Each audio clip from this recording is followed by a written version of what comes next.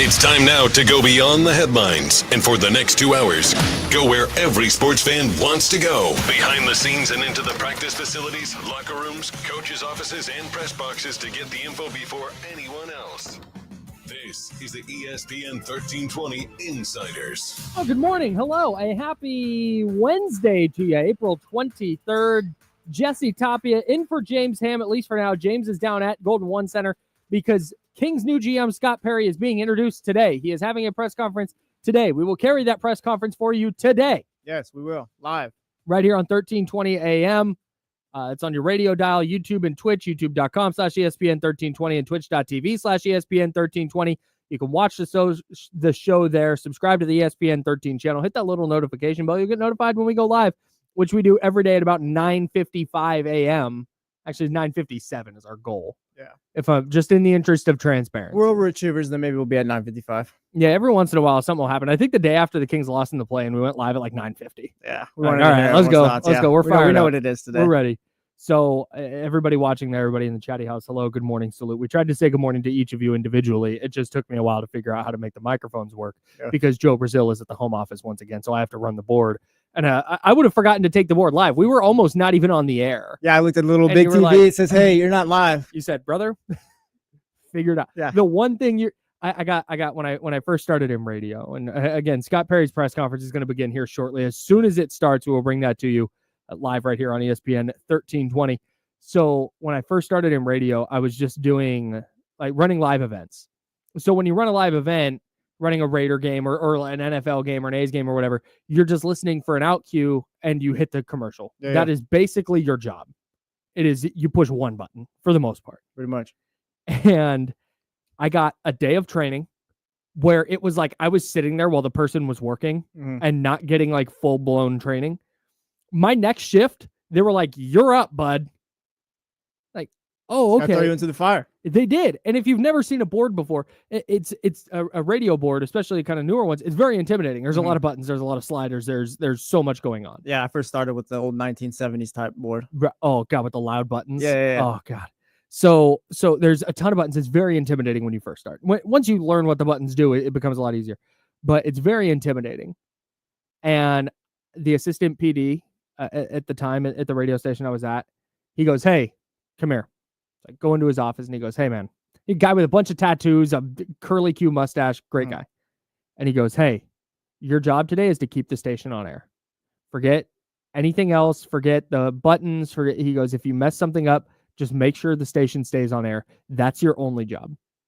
And I took that with me, and it really did help. Like, okay, as long as the station's on air, everything else is fixable. That's fine. And I've taken that with me through the various producing and hosting jobs that I've done. And we weren't on air today. Yeah. I almost botched the very first lesson I learned in radio. That's pretty much all it is. Just be on air. After that, figure it all out. It's unbelievable how much of this job comes down to like, was the station on air? All right. Yeah, it's all good after that. Cool, man. We're waiting for go ahead. I'll say we're waiting for Scott Perry. What do you think the vibes are like today? New GM, press conference. I believe, given the generally optimistic nature of Chatty House, like, how do you guys feel? Yeah, how's the vibe with Kings fans? I guess, is that what you're asking? Or you pretty meant, much? you Yeah, down at the no, I don't care how the media feels. Chatty House and stuff like that, because like season didn't end great. Everyone was all pissed off. But it's like, is this exciting? Yeah, yeah, like, is this exciting? Yeah, just, like, how do you guys feel about this?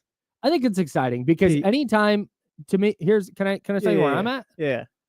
Anytime there's a new GM, there's like a little bit of hope that like, okay, this time it'll be different. No matter how many times you tell yourself it's not. Yeah. But it's the 49ers were mostly bad for most of my life. But Dennis Erickson comes in. All right, hey, this is going to be different. Dennis Erickson's going to be that dude. Wrong. Okay, I was like 10. Get off my back. Yeah. Mike Nolan comes in. It's like, all right, Mike Nolan, he's going to be that dude. Oh, Mike Singletary can coach, baby. Here we go. Nope, he's not it. Oh, we'll raise your Mike Singletary with Adam Gase. Right. It just, you get so excited. And I think Kings fans, we've all been through this. Yeah. With GMs and coaches. So I think there's always like a hit. There's optimism that, okay, this one will be different. Yeah. Even as the pessimism starts to kind of push its way in. Russ Dog says, "Let's go. Vibes are high." PW916, meh. Same with Wizzy says, meh. Tristanic says, yeah, cautiously optimistic. It's pretty much like the same vibe. Yeah, I feel like it's like cautious optimism is where I'm at. Yeah. And I don't know exactly what I'm hoping to learn from Scott Perry today, but I don't think he's not going to get into his first presser and burn it down. He's probably not going to say much where it's like, oh yeah, we have this and that. Like it's going to be probably your regular GM press conference. I'm fascinated to know where he stands on Zach LaVine, because his previous quote on Zach LaVine, I didn't think was wrong. You think that's getting brought up today? Yeah, it has to.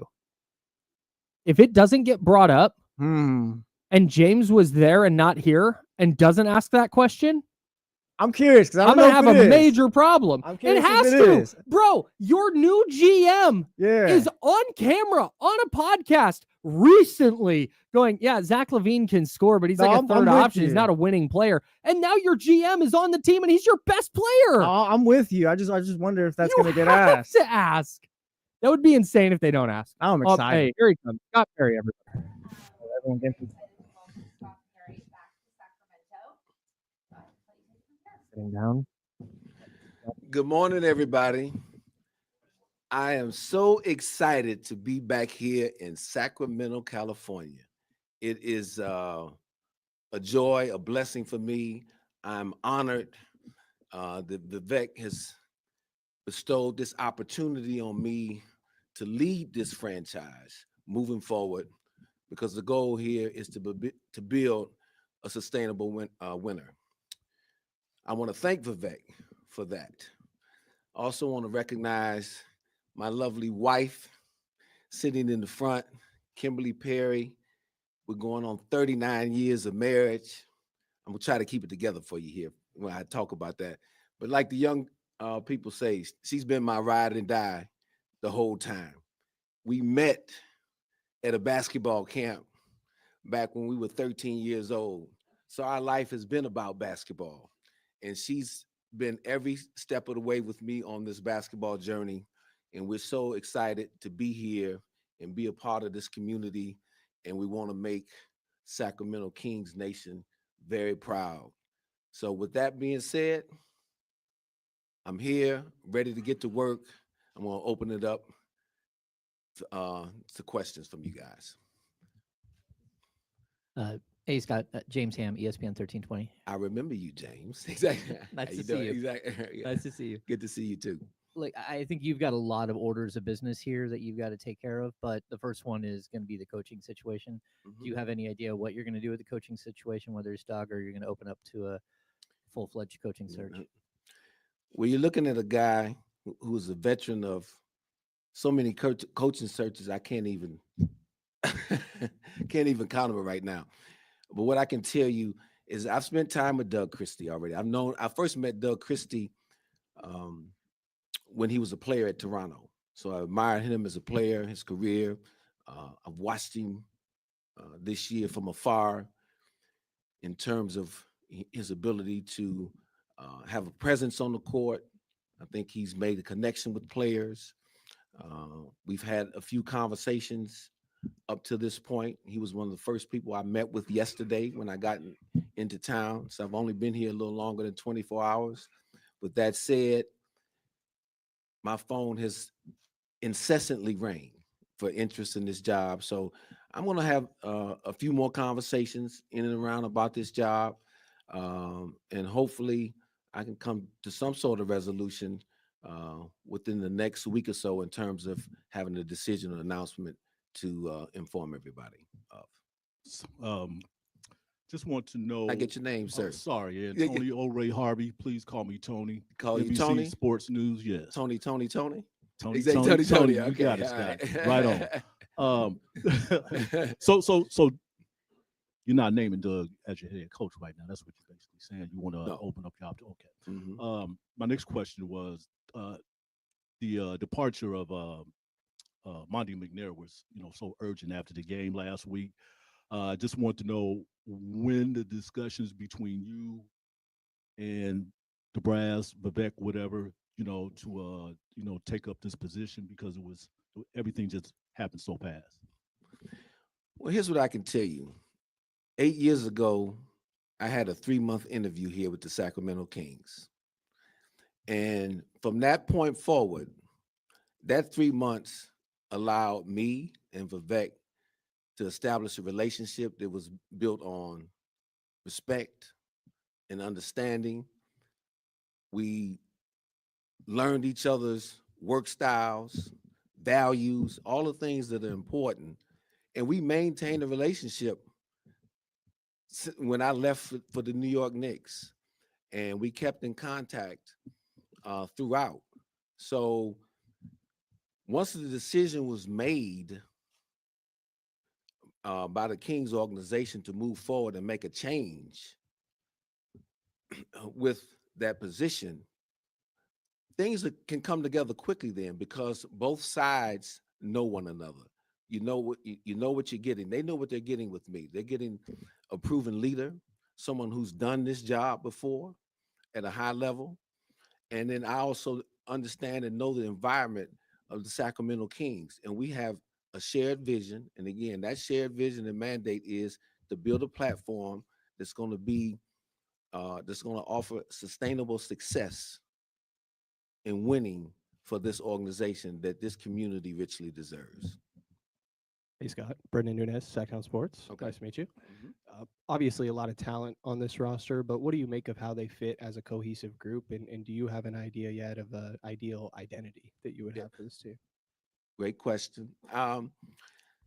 Look, I'm just learning this roster. Again, I've watched them from afar. There's some talent here. There's an obvious need. I think everybody in this room probably would agree to it, that there's not a true point guard on the roster.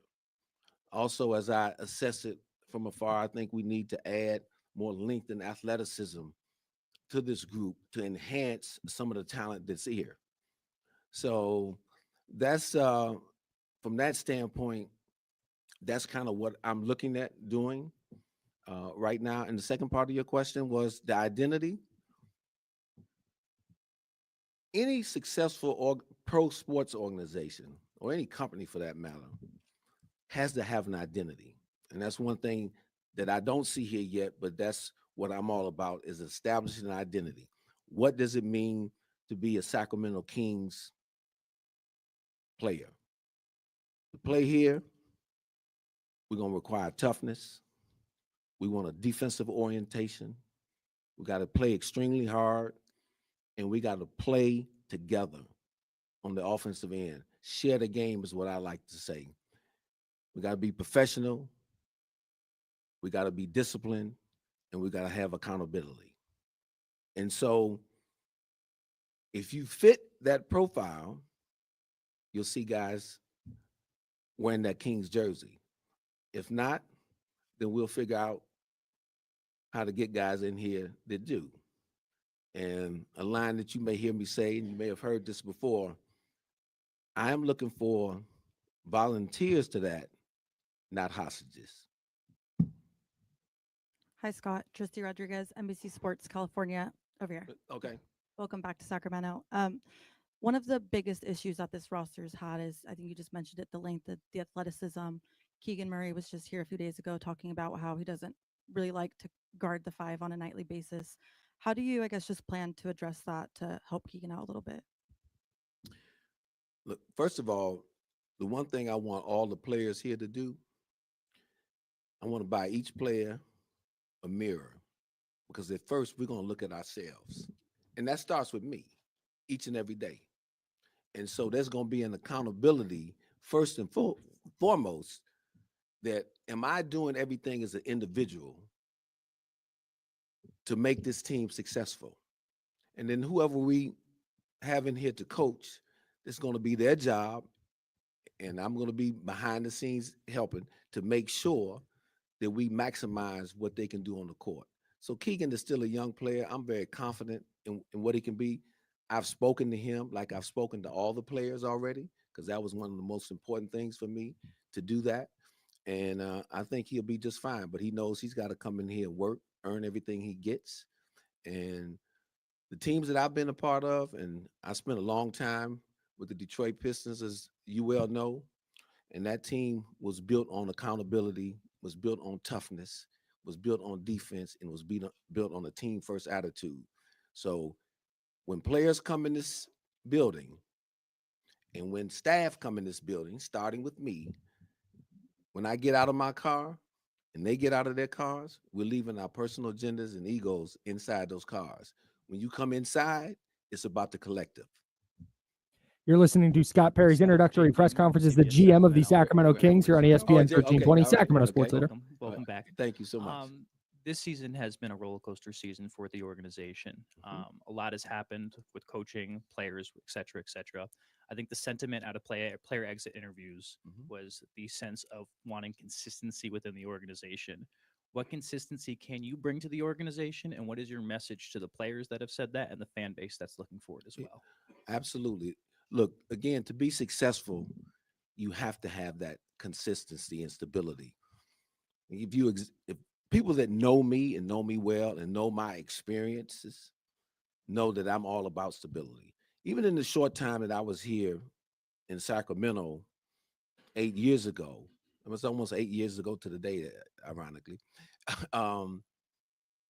In that short of time, we were starting to formulate some of that stability in terms of the people we were able to draft and what we were able to do in free agency, starting to set that culture.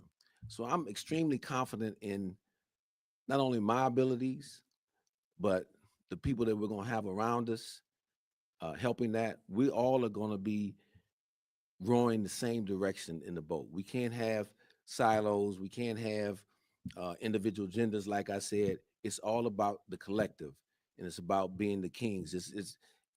I don't want any of the credit. I want all of the people around me to get the credit. I'm going to lead that. That's what, to me, great leadership is being a servant leader, and that I'm going to provide that here.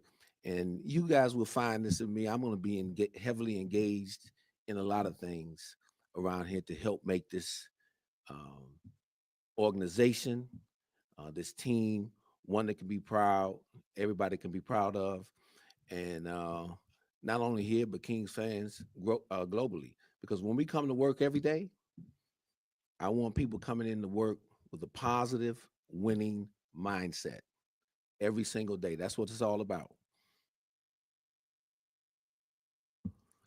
Hi, Scott. Jason Anderson with the Sacramento Bee. Nice to see you. Good to see you, Jason. Yeah, welcome back. Thank you. To the question about, consistency and stability, there's, dysfunction's been kind of a dirty word around here.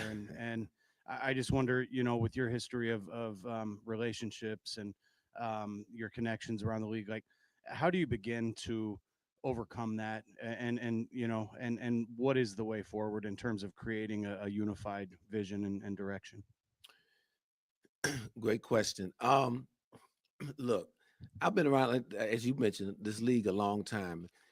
And one of the things that made me feel great when this all unfolded and it was announced that I was coming here, I heard from so many players that I have worked with in the NBA during my 25-year past. I mean, I heard from all the guys from the 04 Pistons championship team. Hear from a lot of the guys from the Knicks that I work with, guys from Orlando that I work with, even players that I coached in college. I heard from just about every agent in the business.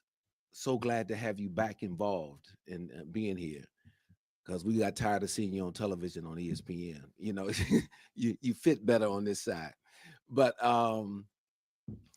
so I am very comfortable and confident that it's the people that end up making the situation.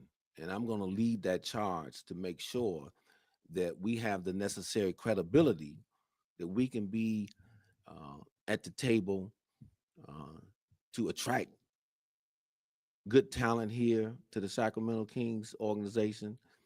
We're going to be very prudent and opportunistic in how we build out this roster, whether it be through the draft, free agency, or trades. Hey, Scott. Jeremiah Solomson here, Sports Radio Service. Welcome back to Sacramento. Mm-hmm. I know you just got here, obviously, but when you look at this roster from afar, I'm sure you've been, keeping up with it. Do you see more of tweaks you want to make, or do you see kind of a large overhaul coming for you? I just mentioned there, I'm going to be opportunistic and prudent in doing this. I'm learning all the players just like they're getting to learn me, and I'm going to spend a lot of time with a number of them this summer, and just make sure that we're equally aligned about where we're headed, because I'm going to be steadfast in my resolve in getting to where we need to get. And again, I want to make sure that they're in tune and in line, and that they want to be on board with that. So that's what I would tell you right now. There's some good talent here. I've had a excellent reception from all the players thus far. I've talked to every single one of them, and they all seem very positive and ready to go. They like the community here. Obviously, I'm sure there was frustration that the season ended the way it did, but I'd be disappointed if they weren't frustrated. That's part of it.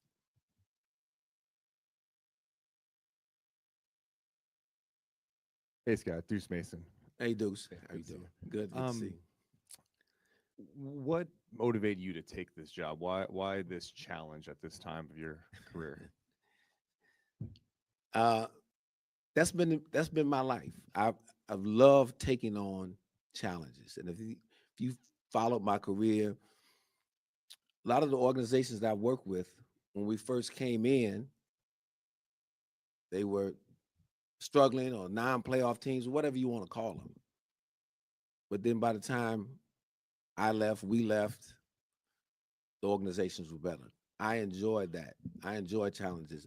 I don't run from problems, I run to them. And I think that's a necessary quality that you got to have when you come in to build a situation like this. And I embrace it. And I think there's a lot of good people here within the organization. I think there's a lot of good people in this community. I understand a frustrated fan base. I faced that going into New York City, quite frankly, when I got there, and enjoyed every minute of that and being part of that turnaround there. So that's why I'm so confident in it. And again, my experience, my know-how, confidence in it, that we can do it. I've been there, done that. Feel really good about having the chance to do that here. Hey, Scott, right over here. Okay, all right. Welcome to Sacramento. Okay, all right. Again, shall I okay, say. exactly. And Hey, congrats. hey, I'm gonna be here longer than 3 months this time. I can't say that. Okay, exactly. We got that on the record. You got that on the record. Okay, all right, good. Congratulations, too, on 39 years of marriage. Incredible. Thank you very much. So you should congratulate her more than me. Exactly. Congratulations. Exactly. Putting up with him for 39 Yeah, years. exactly. So my question to you, you said earlier, you used this word sustainability. Mm-hmm. As you are, well, oh yeah, I didn't even introduce myself. I'm Kevin John from ABC 10. Okay, all right, okay. Okay. We got that out the way. All right, go ahead. One of the things that you said earlier, like I said, was sustainability. Mhm. You are well aware that this franchise has not been able to sustain success over the last 16, 17 years, with the exception of 2023. Mhm. And it has been a long road to get back to that area. Mhm. With Deuce's last question, you had talked about you being confident Mhm. that you can do that. Mhm. So my question to you is, what gives you the confidence that you can right the ship, and also to a fan base that is desperate for winning, one of the greatest loyal fan bases in the NBA? Mhm. What can you say to them to reassure them that we are on the right track and you are confident you can get this job done? A few things. One, in my conversations with Vivek, it's clear what the mandate was. He wants me to come in here and lead this charge, bring my expertise to this building, to this organization, to build that sustainable platform. And he has pledged his support and his resources to be able to do that. Okay, that's number one. Number two, when you've been around as long as I have been around, things can change. So I understand, like you said, the frustration of the fan base because you haven't won that much in the past what you said, 16, 17 years. With the right energy, with the right focus, with the right perseverance, I've seen things turn around. I've been a part of it. You know, back when I was in Detroit, now obviously the Bad Boys were good in the late 80s, and it was a great team. And then they went through a little bit of law. It might not have been as long as the one here in Sacramento, but we rolled up our sleeves. We didn't pay attention to the noise that you can't build a sustainable winner in a small market team, cold city like Detroit. We rolled up our sleeves. We ended up going to 6 straight conference finals and won a world championship while we were there. So anything is possible and anything is doable. And I am the eternal optimist, positive person. I know this league. I've been at it a long time, and I just feel really comfortable. It's a good time, a good place to make that to start on that ascension and build that sustainability. So, will there be bumps along the road to get there? I'm sure. That's life. That's adversity. But like I said earlier, we're not going to run away from the problems. We're going to run to them. So Scott, Sean Cunningham. Yeah. Just when you look at, you mentioned people thrilled to have you back and out of the analyst booth. There's obviously, fans of and the podcast where I do. Don't forget that. Oh, don't, I'm not. Don't forget my podcast people at the Hoop Genius. Exactly, that worked. Well, I'm glad you mentioned that one, because there was a clip obviously that might haunt you as you come over here. I knew when you come. Yeah. Talking about Zach. Look, anything I say, I'm not worried about it haunting me. But go ahead. For sure. No, exactly. Just to that point, like, does that create an awkward moment? I mean, obviously you're always such a straight shooter, and I just now hear Zach LaVine is on your roster, and imagine you've had a chance to speak with him. Absolutely, I've had a chance to speak with Zach. I knew Zach a little bit well before I took this job. When he was a young player at UCLA when he was coming out, I obviously scouted him and watched him a lot. Terrific talent, athletic, nearly a career 40% 3-point shooter. And he and I, like I said, we had a good conversation. It's my job now to help put pieces around him and others to enhance his ability to start winning. And that is what you're getting at with the comment that I made, because it was a reflection on him not having won as much. It's nothing personal with me. And the great thing, what I enjoy with my relationship with all players, and that's why so many of them reached out to me, because they know, okay, I might not always agree with him, but he's going to shoot me straight. And they know that I'm going to provide radical candor surrounded by radical love. They know it's coming from a good place. Hi, Scott. Michelle Dapper with KCRA back here. Hey, welcome Michelle. back to Sacramento. Thank you so much. You mentioned that you have talked to the players, and during the exit interviews with the players, several of them expressed their need, want, concerns with the front office. Just curious if you could share maybe some of the things that you've maybe reassured the players on how you plan to turn this around and move forward. A number of them obviously are familiar with my journey and my path, so I think that breeds some confidence. But in the conversations, just like we're having here right now, it's very clear what my vision is and what I'm about, what I stand for. The reception has been great from those guys, and I think they're ready to get on board. Players, sometimes a misconception is that players don't want real, true accountability, but they really do. The key is you've got to be consistent with it. It can't be accountability in October, none in November, trying to get it back in December. And so that, again, is going to fall on me, coaching staff, and our entire staff, that how we go about our business on a daily basis. We can talk about a lot of things right now, but we got to live them every single day. And that's ultimately what's going to be the key determinant in terms of our success moving forward. Hey, Scott, good to see you, brother. Good to see you, Chris Haynes. He was a guest on our Hoop Genius podcast one I time. wasn't Exactly. I wasn't on that episode with you with BJ and yeah. Mo Muncy, my guys. Exactly. Those my dudes. I wasn't on that episode with Zach though. But Exactly. Oh, you gonna clear yourself from that? Exactly. Scott, I wanted to ask. You talked about ownership and the directive.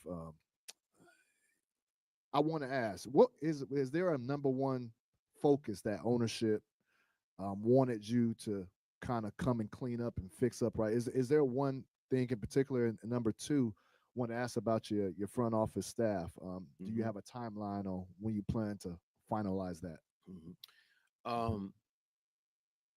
First, like I said, the number one thing from ownership, Chris, again, and I said it earlier, it is to build this sustainable platform for sustainability of winning and success. That is the most important thing, and Vivek's pledged support to help me see that vision through. That is first and foremost. Secondly, to your question about the staff, right now, I have no updates on that. I'm in the process right now as people who are in this room right now, a number of them King employees. I'm meeting with every single person in the basketball operations department. And that's probably going to take me almost a couple weeks. But I'm doing that. I want to learn their stories, learn about them, and see who really fits us moving forward, who may have concerns with us moving forward. But that's, to me, that's the most prudent thing to do. That's the most respectful thing to do. Again, I've been around the league a long time, and I want to make sure that, my vision is clear about what I want to get done here, and we'll see. So it will be a slow evolving process, I think, in terms of staff additions, subtractions, but ready for that as well too. And just rest assured, uh, any additions will be high level, capable people with character. Character is very important. Hi, Scott. Matt George, ABC 10, right here. Okay. Hey, Good to Matt, see how you doing? My question has to do with timelines specifically. Last season there was a bit of like a planned playoff mandate kind of on the organization and the position that they were in. Has it been expressed to you from Vivek, from ownership, about any kind of expectation of winning right away or giving you the time necessary to fix this? The expectation is to build a sustainable winner, and do the things necessary to create an environment that will breed that. And that's the only mandate. And so I'm going to do what's best, what I see is best for that. Obviously, I'm someone who's wired to win. So again, we'll see what unfolds over the next coming months. But I'm gonna do my very best to enhance what's here right now and see where it takes us. You're listening to Scott Perry's introductory press conference as the GM of the Kings right here on ESPN 1320 Sacramento Sports Afternoon Show. What's this gentleman over here to my left, Kyle Draper? Oh, okay. All right. Again, what's going on?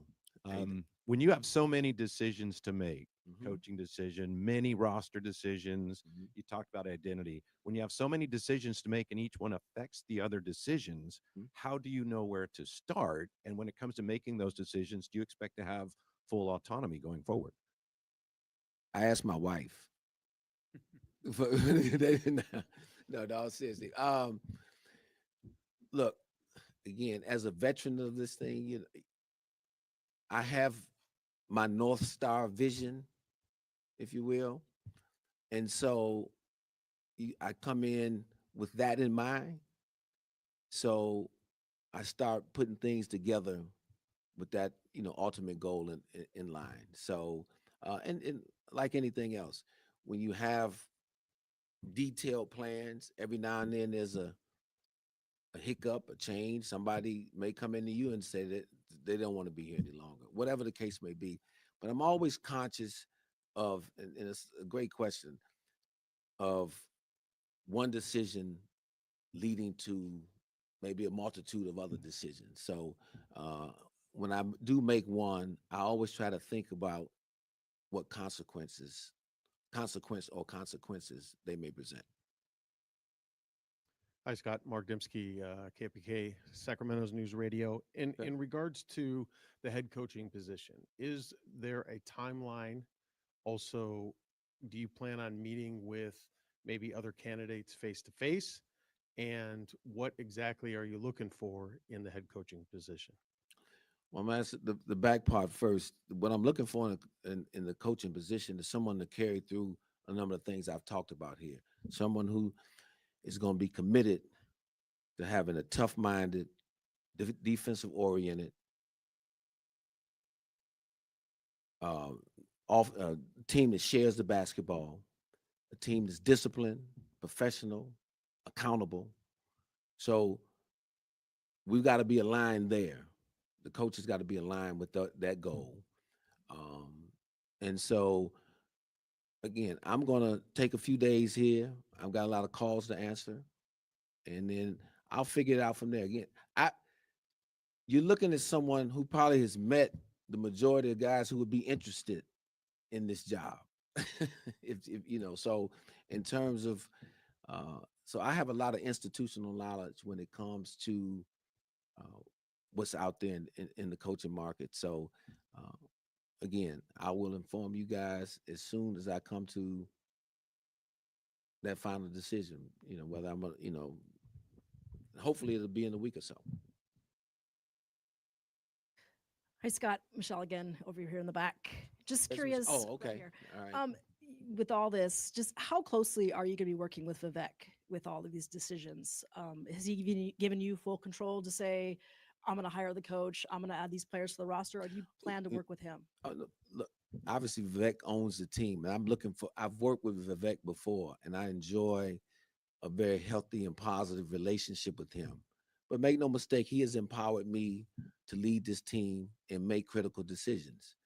Now, will I talk to him often about different things in this team? Absolutely. It only makes sense. There's a saying that will be prevalent throughout my tenure here and within our office. I want diversity of thought, but with unity of purpose. And that's what we're going to be led by. And so that starts with my relationship with Vivek. What's that? Okay. All right, that's Scott Perry's intro presser. We the entire sales staff is standing around our windows staring at us to make sure that we're paying bills. And actually, that was it. The press conference is over. I was going to tell everybody on the radio, if you want to hear more, watch on YouTube where we're also carrying the presser. Alas, the press conference is now over. There's a ton to dig into. I have a massive page of notes here. We're going to dive into all that. We're going to give away $500. We got to talk some NFL draft. Tons coming up on the Insiders. We're sponsored by Jiffy Lube. Jesse Toppy in for James Ham. I'm Kyle Matz. We're back in a second here on ESPN 1320. It's Sacramento Sports Leader.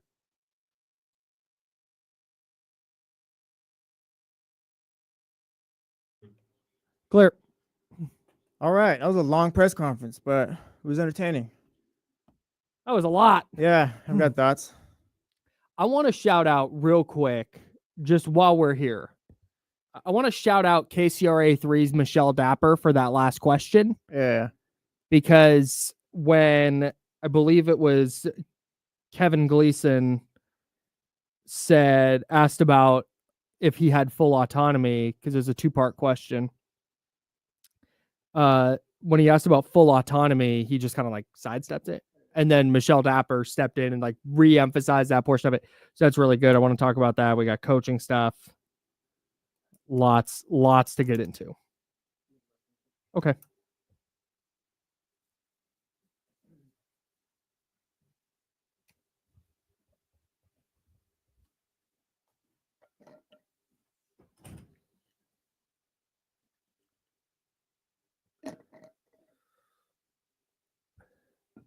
Yeah, it's big time from Sean Cunningham.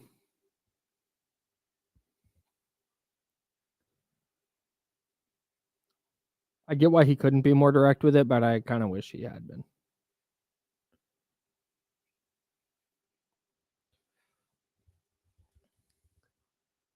It was kind of funny watching the chat here.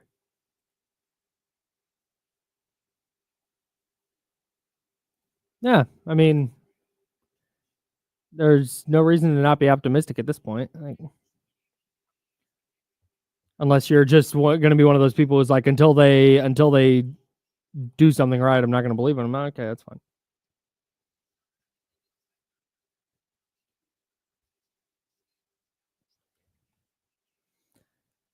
Yeah, I don't know if I'm buying all the platitudes. Like that just kind of, or I don't know if that's the right word. I might be misusing that word, but I don't know. It felt like too many. It felt like he overdid it. It didn't seem organic to me.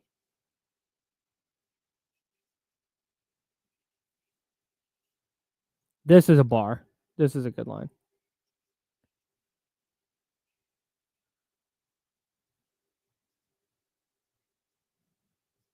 Hey, good morning.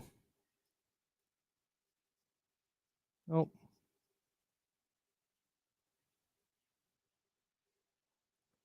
Where'd my there it is. No, they did not, or yes, they did ask about this. We'll talk about what he said. Yeah. I don't know if his idioms, sayings. Seems like a cool guy. Yeah. I see why everybody likes him. Like you see in that 35-minute press conference why he's so well liked around the league.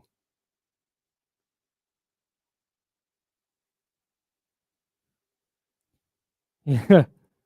Well, if we're taking stuff like this, he also emphasized winning, so that means everybody's out.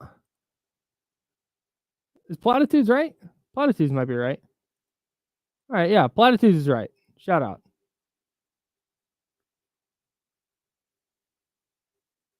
He definitely talks. He did not answer all the questions. But also, I think part of it, and this is what we'll talk about, part of it is that he like just started. Yeah. I expect him to, I'm going to say sidestep, but not have answers for some of these questions. Because like, hey, what are you going to do? He's not going to be like, oh, we got to get DeMar DeRozan out of here. Yeah. Like he's not going to say anything like that. Man, hey, that Zach LaVine guy. What I said in the pod, yeah, done. he's out. Okay. So I don't expect him to have answers yet.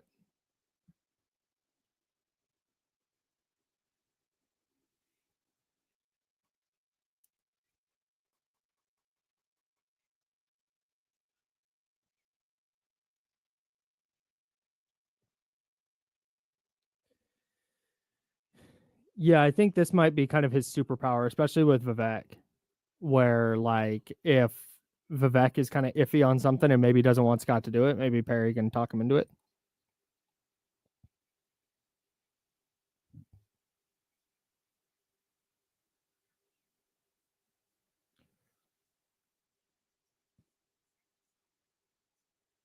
He definitely has the vibe that he drives like a. All right, like what an car do you Impala. guys think Scott Perry drives? Go. Oof. I want I'll to use my credential for the first time next time and ask him that. Yes. I believe he drives a 1978 Chevy Impala. Lizzie says Audi. Rob Nacho says Audi, he might. Cadillac. We got a Buick from Cap. Might have a caddy. Hey, given how popular the Honda Civic is, this isn't a bad guess. Toyota Corolla, Honda Civic. He's a Camry guy. It's gas efficient. All right, we're coming back.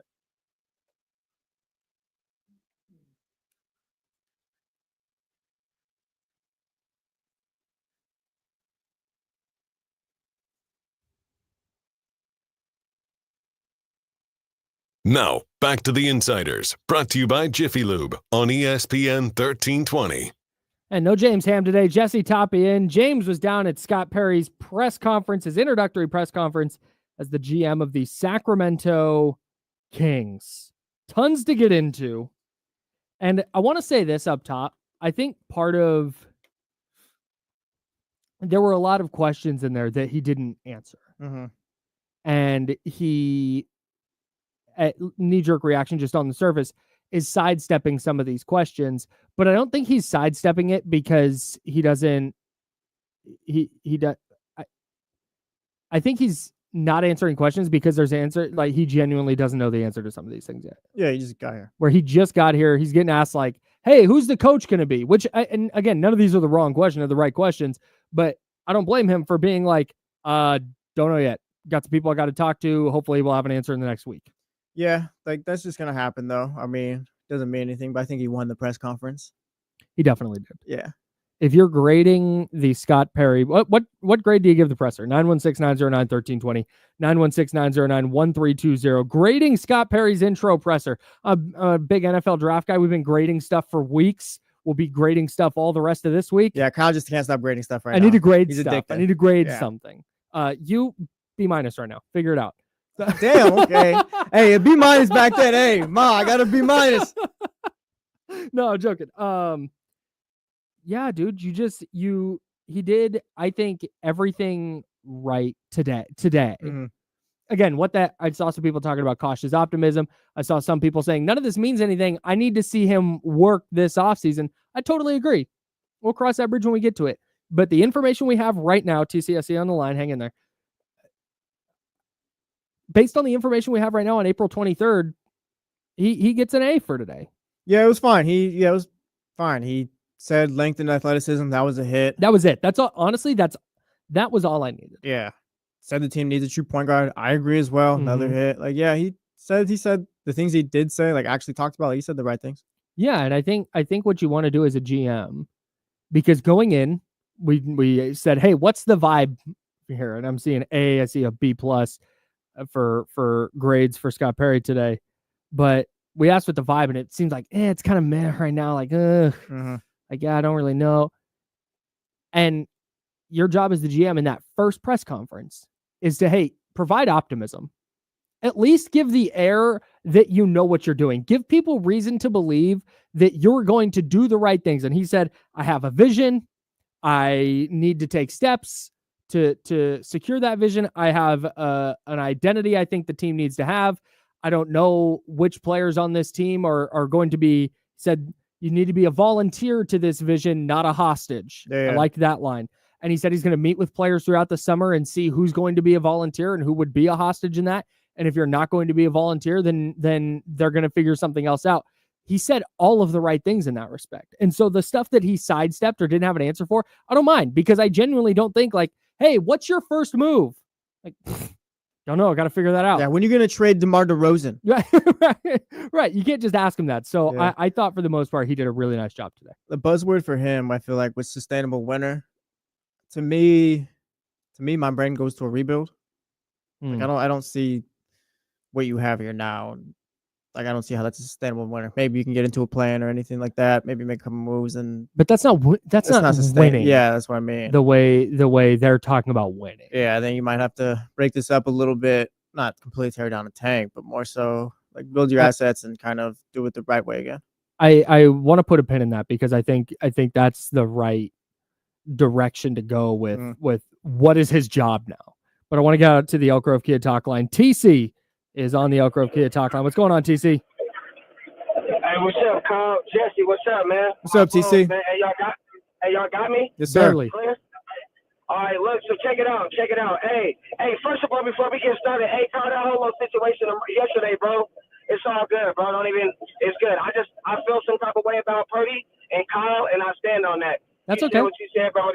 We all good, bro. No You doubt, feel bro. me? I just want to Appreciate you. get that out the way. Appreciate you. On top, we good. Yes, sir. First and foremost, so look, I give Scott Perry an A+ in my opinion. I heard what I need to hear. The question that everybody wants to hear, the whole, is Levesque running it? No, he's not. The only mandate around here is winning. And I'm going to put a winning organization around that, and I need everybody to be aligned. Also, what stood out to me is when he said, I already talked to all the players. I even got players that I either coached before or drafted already reaching out to me. I maybe Kevin Durant or whoever, but players are already reaching out. He has a vision, bro. Already seen it. I already know. Scott Perry got an A+, and he going to get to work. He can't let all of his tools out in his press conference. He just going to let his work speak.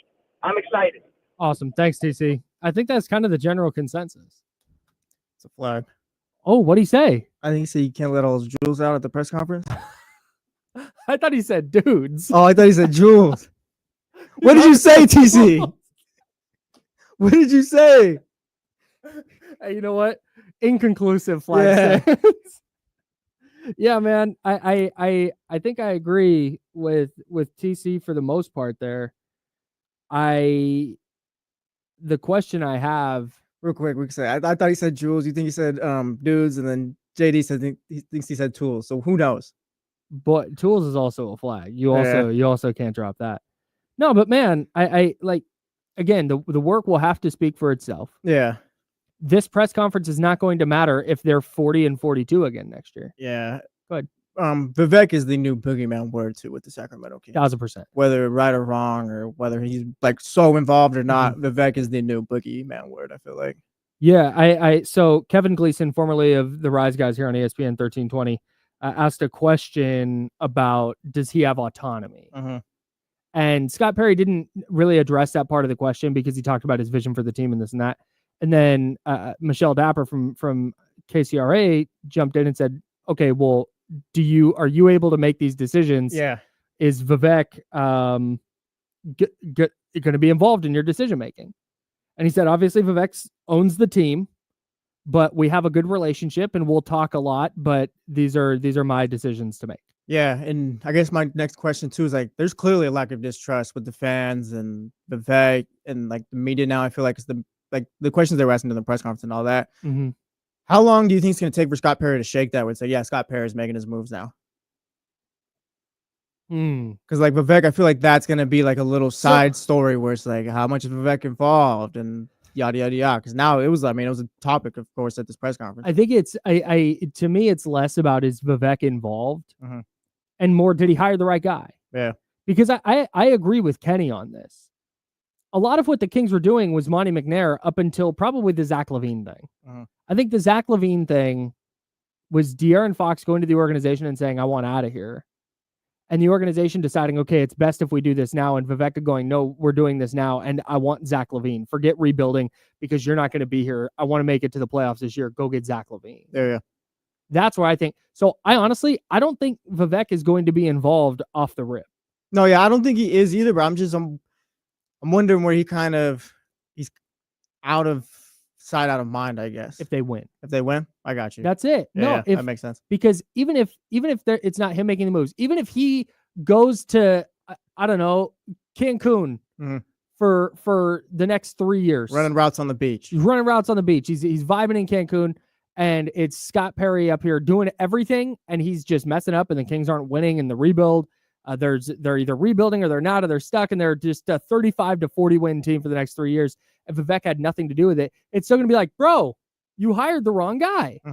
So until he's always going to get some portion of the blame, but I'm not on. I don't think what's happening right now is Scott Perry's leaving his presser and he's going to Vivek's office and going, okay, coach, what do we do? Yeah. I don't think it's that. I really don't. It seems like the way Scott Perry talked, like it's going to be.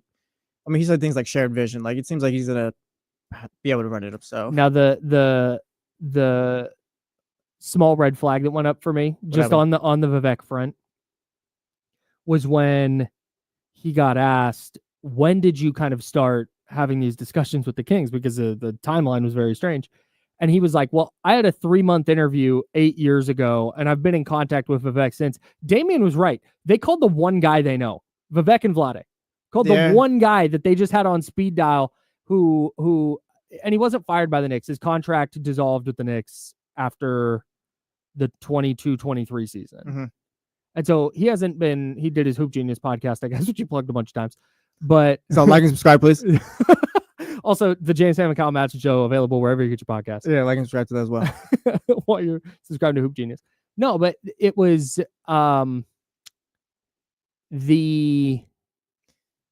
it felt very much like they didn't bring him in because they particularly liked his vision for the Kings.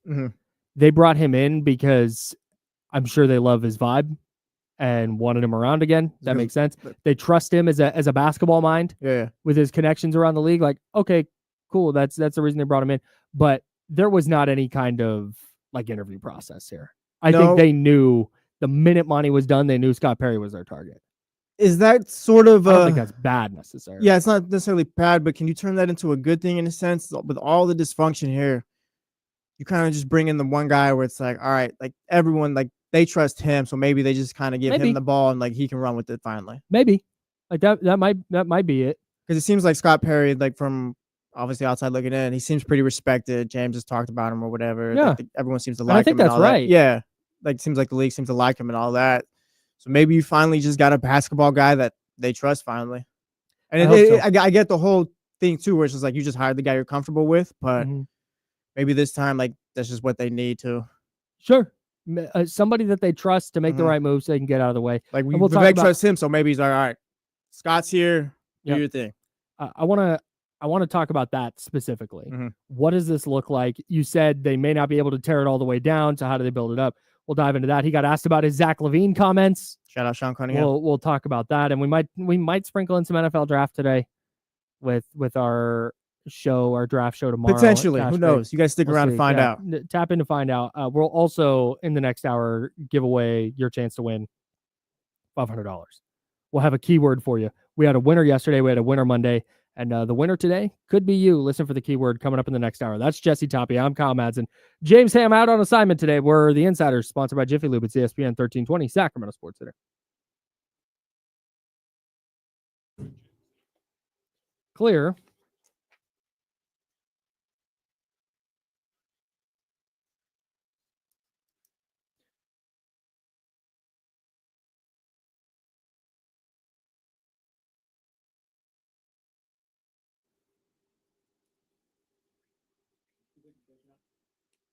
Yep.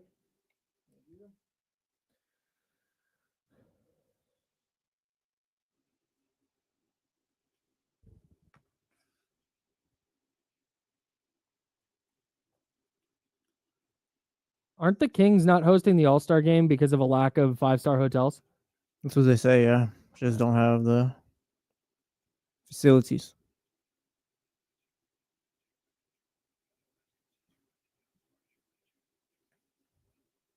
Shout out Jackie.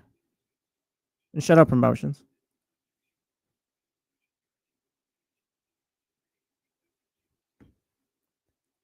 Michigan, I don't know, man. I told Kenny and D'Lo yesterday, I just show up. I'm not even happy to be there. I show up every Sunday just to see them. Maybe he asked me who I want the Dolphins to draft. They 13? Yeah. Draft a lineman. Draft an offensive lineman for once. I reached the point with them where it's just like, whatever. You know what I don't understand? What? We'll talk about the draft at the breaks. You know what I don't understand is people who go to the draft. I don't get well, like what if the draft was like at Levi or whatever? Like you wouldn't pull up with the you don't have to cover. You wouldn't pull up with the boys. Like maybe no, not even a little bit. Little drinks before, maybe feeling good. Blah blah blah. Yeah, we can do that. Draft vibes. We can do that at home. You're right. We can go to a bar. We can go to Cash Creek and go to the Elevate Lounge. That's true. And hang On out Thursday, there, which is what with we're the doing. Insiders. In fact, you know what? James and I are doing that. We'd love for everybody to go at 4:00. 4 to 5 p.m. We're having a show where we're talking about the draft. Facts.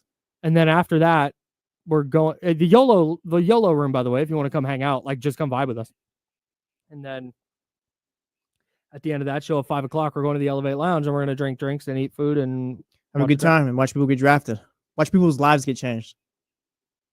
That just sounds way more fun than going to Green Bay. Yeah, We're there with the homies. We're there standing up. All right, we're waiting an hour. All right, here's pick 11. Here we go. All right, Walter Nolan. I'll tell you this. Woo! Me and the homies are never going to Green Bay. Facts. We're never going to the Midwest. I will go to Green Bay. I will go to Green Bay to go to Lambeau Field for a game. That's fair. Yeah, that's fine. Yes, I'm that's not going to Green Bay to watch Roger Goodell say names. Yeah, I feel like you only go to Green Bay to go to a Packers game. Facts. Like it's not like, oh, we're going to Green Bay to go party this weekend. No. And nobody's trying to. Nobody's rocking with Green Bay. Sorry, Green Bay, but I'm not anti. Look, I'm not anti-city. I'm sure the town of Green Bay or city of Green Bay is great. I don't want to go party the same way. I'm from Brentwood. I love my little town. Yeah. There's a reason I live right on the border of it now. I would judge the person who's like, God, I just got to get to Brentwood, California. No, you don't. You don't have to go to Brentwood. Shout out Modesto, California, though. Love Modesto. Rainbow Fields, let's go. Hey, shout out. How many tournaments did you play at Rainbow Fields? I played fall ball there a couple times. Okay. I bet I played 10 tournaments at Rainbow. Yeah, I was more big about Paseo, but that's where I played. Shout out, Mark. Shout out.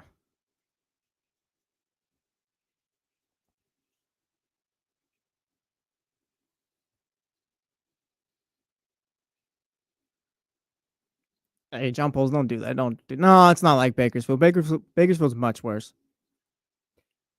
I've spent entirely too much time in Bakersfield. One of my friends from college was from there. And man, the first time I went, it was like a fever dream, dude. I've never stepped foot in Bakersfield. We just shot, we went to this billiards hall that we shot pool, and no matter what beer you order, you're getting Coors Light. Oh, so you've spent time in I've been Bakersfield. out. I've gone to what's the Buck Owens place called? I don't know, bro. If it's in Bakersfield, I have no clue. It's I forget. Crystal Palace, I guess what it's called. Crystal Palace, is that it? It's a soccer team. Where's the Baco? Where are my Baco heads at? Yeah, who's our Bakersfield insider? The person who raises their hand as a Bakersfield insider is getting blocked. Yeah. It is the Crystal Palace. Shout out. All right, Ivan, you're our Bakersfield insider, I believe. I already came up with the name though. So yeah, I went there a couple of times, and after the second time I was driving home, I'm on this weird 3.5 hour, 4 hour drive home. I was like, I don't ever want to go. This was a mistake. What a weird place. Why did I smoke cigarettes? I just smoked a cigarette in my life. Are those red? Yeah. Just this place has changed. Yeah. I've got on cowboy hat. Yeah. Wearing ostrich boots. This doesn't fit me. Who am I?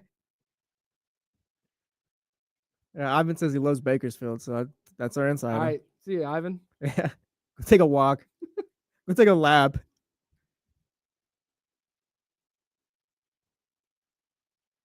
All right. Second hour. Lock in, everyone. Game faces.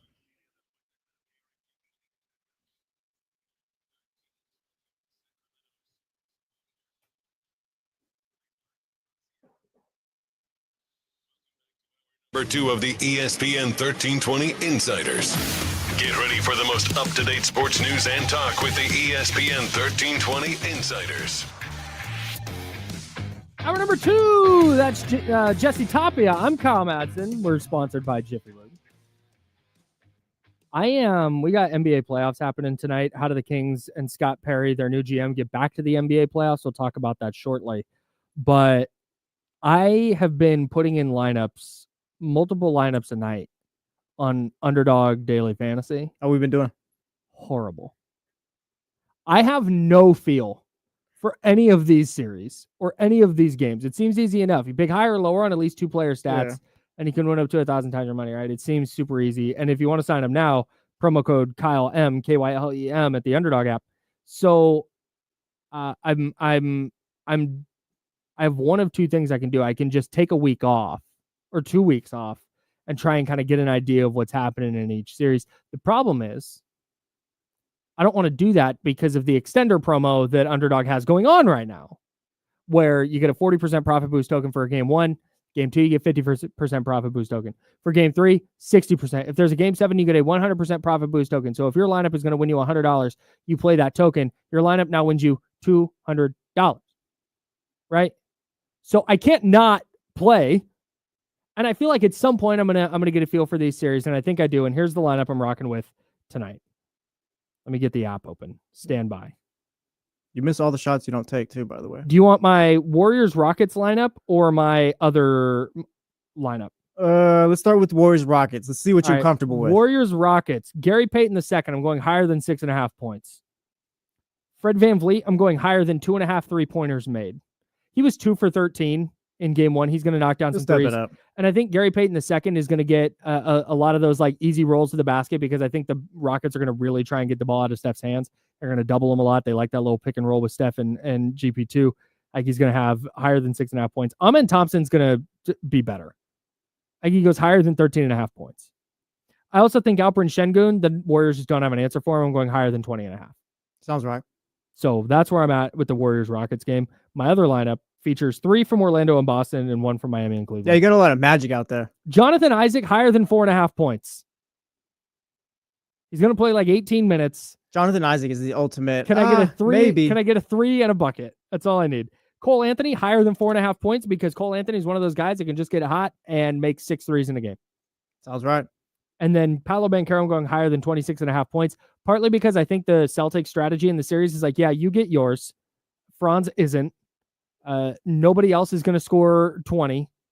And Paolo, yeah, you're going to have 40. That's basically what they did with Joel Embiid. He's Yep. going to get 40. We'll stop Tobias Harris then. Yep. So I think that's what they're going to do. I think Paolo Banchero goes higher than 26.5 points. And then the other game, I got Miami and Cleveland. I'm going Andrew Wiggins higher than 17.5 points.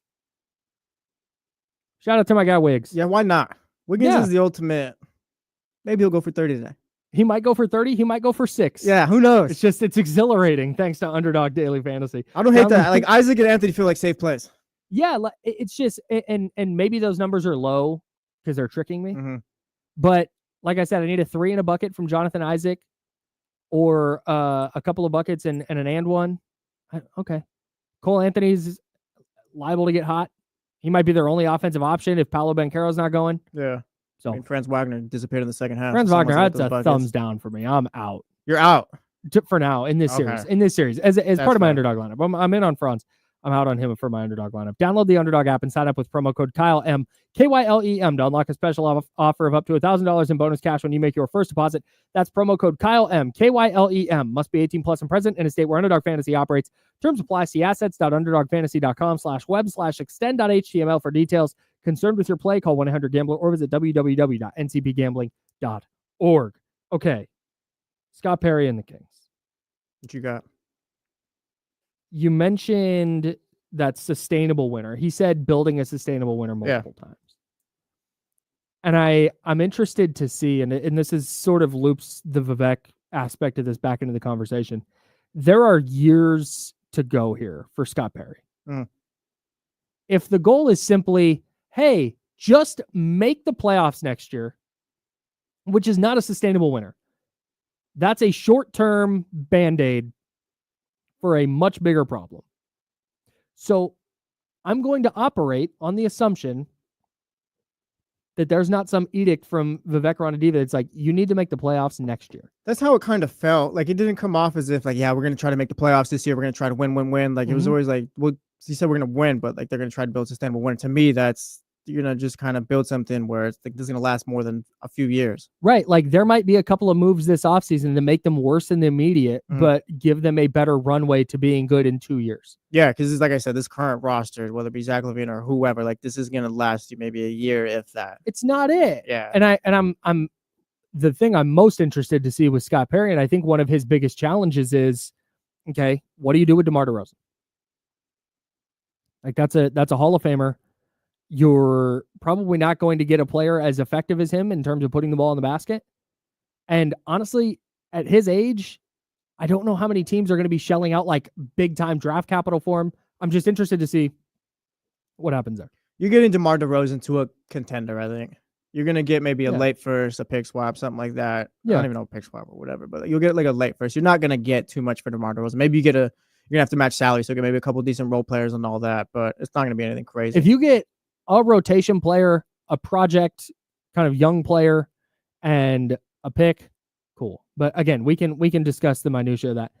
The other challenge is, I think, you have to figure out, what are you doing with Domantas Sabonis, who has 3 years left. Yeah, he's like 43, 46, and then 49.9 the last year. It's a sizable deal. Are you building around him, or are you getting him out of here? And if you're getting him out of here, what does that return look like? I think you have to figure out what you're doing with Zach LaVine, who also has an inflated contract with a player option next year for $50 million. It's a lot of money. That might be hard to trade. So it's like these big pieces that we look at and go, yeah, you know what? You might have to break some of these up, because I think you're right. I think there's a ceiling that kind of caps this team at kind of like play-in team. Maybe they sneak into the first round, but this team is not going anywhere. This is not a sustainable winner, right? Yeah. This is not with the You 20, have no franchise players on this roster right now at all. You have no number 1 and number 2. I think I agree. Yeah. I think I agree. So this is not a team like the 22-23 team. We looked and went, wow, okay, this is a team that's on the rise. There's an ascending program here. You got to fix this thing. You got to fix this thing. You got to add this. But hey, okay, you're moving the right direction. They're going to take these steps, and they're not in that place now. So figuring out let's say you have to keep Zach LaVine and not DeMar DeRozan, but Domantas Sabonis. It's the onus is now on him to figure out, all right, is this can you have a sustainable winner with these guys? Or are you just kind of playing out their contracts and trying to gain assets in the meantime until they're expiring that you can get rid of for something real? I get that, but is that just running it back essentially if you're just trading DeMar? Yes, but I don't know that they have a choice. That's the thing is you asked about when do you start, you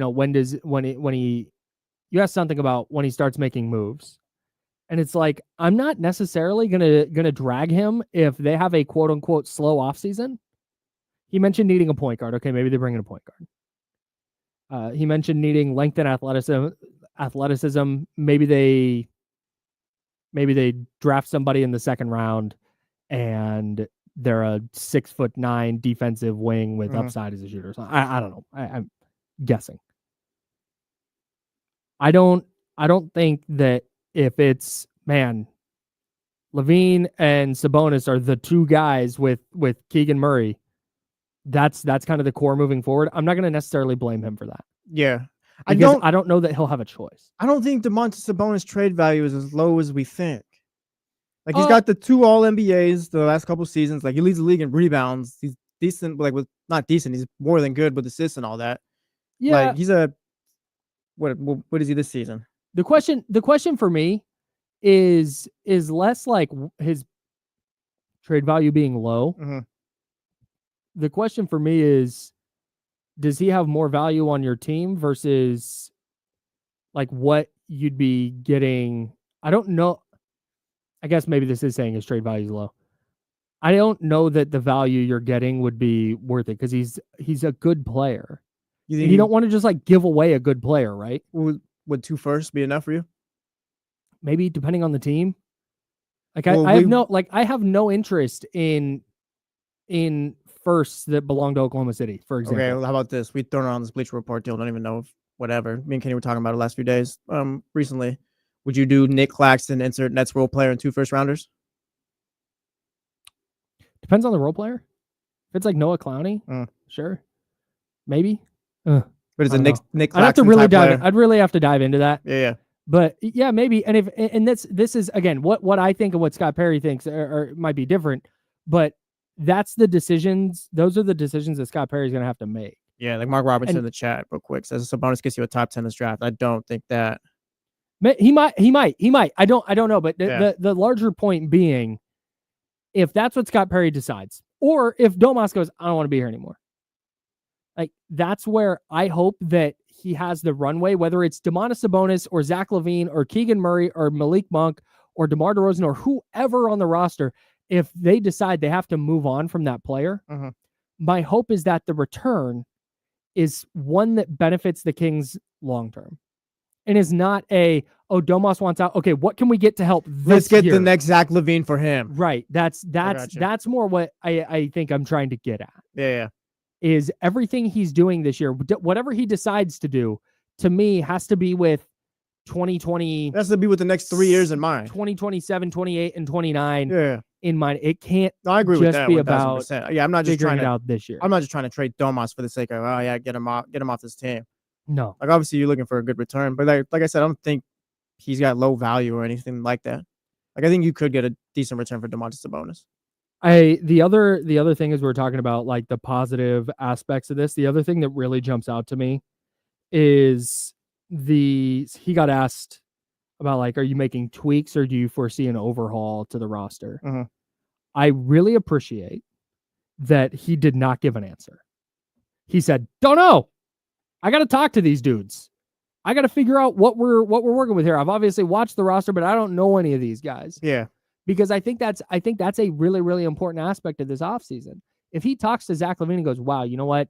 I had the wrong perception of him. I think he could be a one. And man, you know what? In talking to Domas, I think if we can work these two guys together, and if we get a point guard who can really, okay, cool. All right, cool. That's great. But I also don't think that he can. I wouldn't want him to go into the offseason with this idea of like, I have to tear it down, or I have to keep this all together. I think going in with a blank slate is the right thing. And my hope is, again, circling this back to Vivek, my hope is that Vivek just lets him do that and just gets out of the way and doesn't go, you know what? Hey, we can't afford to have like a 30-win team this year. So if you could not do that move. Yeah, if Scott's trying to do something in the Vicks, like, oh, we're going to hit the play into the playoffs this year, like, that's going to be an issue. Or, like I said, like we talked about earlier, I think that's why it's a good thing he brought in Scott Perry. Yeah. You had someone you trust at least, so hopefully he does step back a little bit because this guy can do the job. At least I think he can. He has to be given the runway to let this thing take a couple of years, because I think it's going to. And as long as he's given that runway, I said, based on today, he said all the right things, most of the right things. Won the press conference. So I feel good about it moving forward. James Ham is in the building. He was also at Golden One Center, but now he's in our building. He's in the studio now. He will jump in, get his takeaways from the press conference, and continue talking about what Scott Perry can do to help the Kings moving forward. Jesse Tapia is here. James Ham's here. I'm Kyle Madsen. We're the Insiders. We're sponsored by Jiffy Lube. This is ESPN 1320, and it is Sacramento Sports Leader. Hi, James. What's up, Hammer? What's up, everybody? Hello.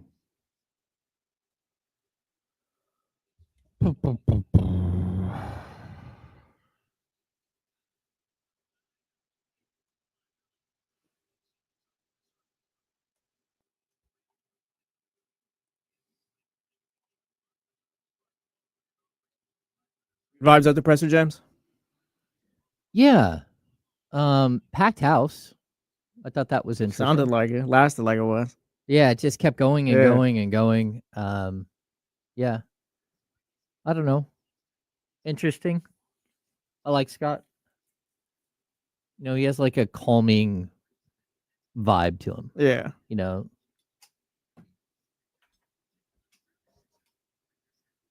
Yeah, I just think it's interesting, like how much media in Sacramento there is now versus like any other time that I've covered this team. Yeah. So like there were lean years where like, me and Jason Anderson, or It's me and three of my closest friends, me and Sean, or me and no one, were the only ones at every practice.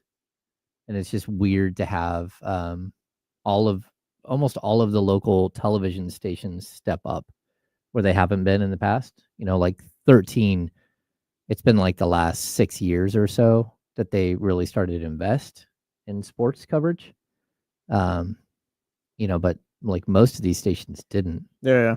You know, even having Sean at Fox, like the difference in Fox now versus, you know, the years of like Jim Crandall and Mark Dembski is just totally different. And like they're there all the time where they weren't before.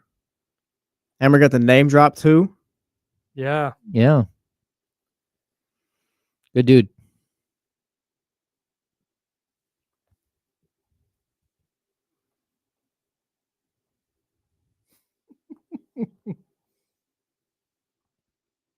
A good question. Was Vivek there? Should we save this for the air or no? Oh, sure. 1 minute. Hell yeah, I'll save that.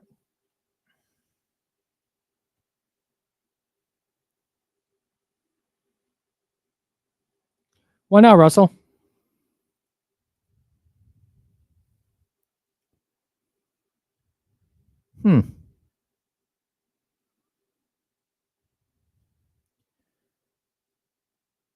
I think I have an answer for the Vivek stuff too, and we'll get to that.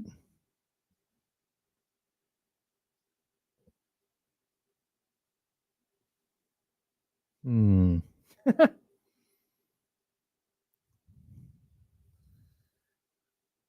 forgetting to do something, and I can't remember what it is, and it's bothering the S out of me. With the show? It's bothering the real heck out of me. I don't know. I don't know if it's an appointment that I have today Dentist, doctor. No. Vet. No. There's nothing on my calendar. We had the press conference. Yep. Draft stuff. Draft's Draft is coming tomorrow. up. No Niners Wire, Candlestick Chronicles. You got to email someone, guest. I have a podcast to record tonight. You got a meeting with the bosses today. I don't know, man. That's the worst too, because you did forget something though.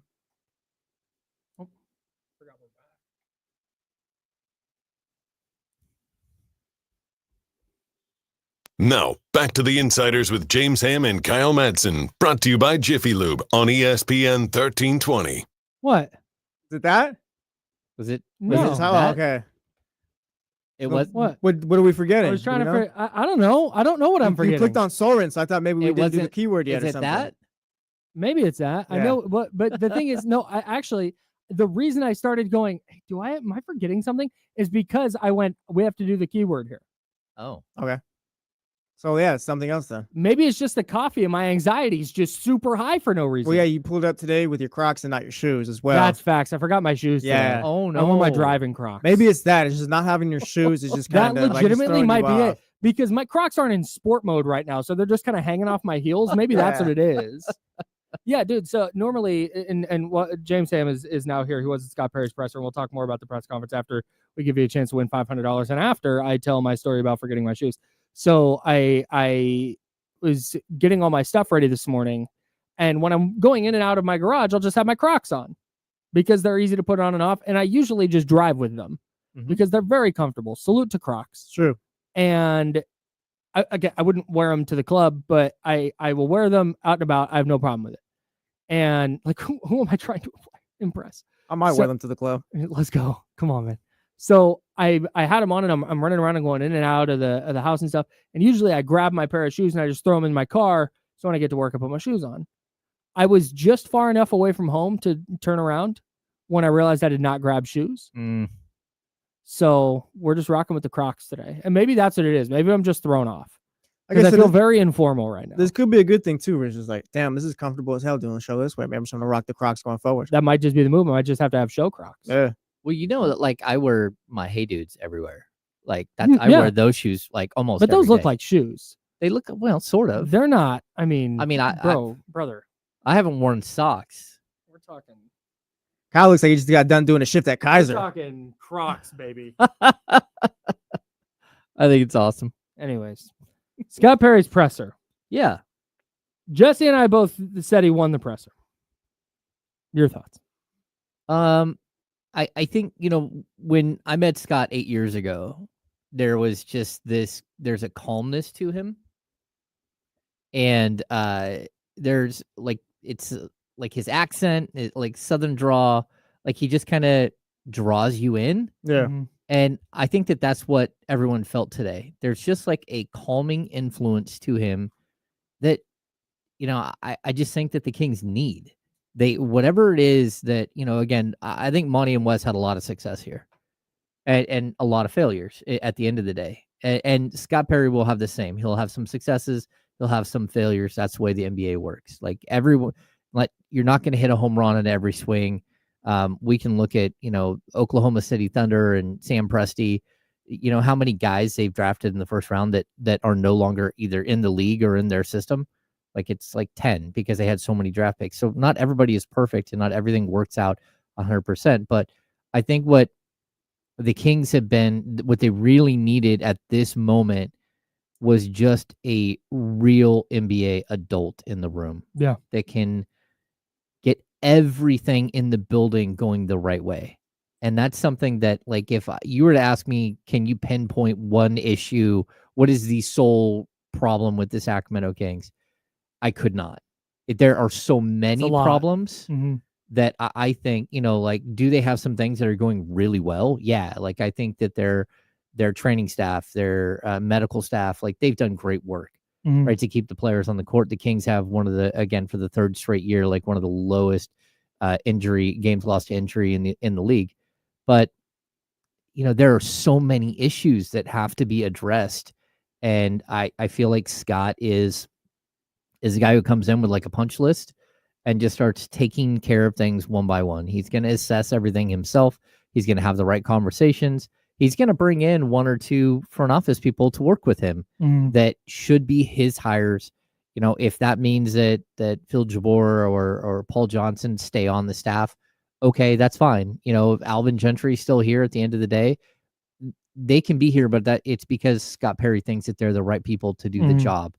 And so I'm kind of hoping that that's the direction that this team goes, and that, you know, as much as, you know, Vivek is this like sort of Wizard of Oz type character behind the scenes, I do think that he will at least initially empower Scott to make the moves he needs to make. Yeah. And I know that I feel that way because early in Vivek's reign, with whether it's Vlade or whether it was Monty and Wes or whether it was Pete D'Alessandro, early on, he always gives them a long leash.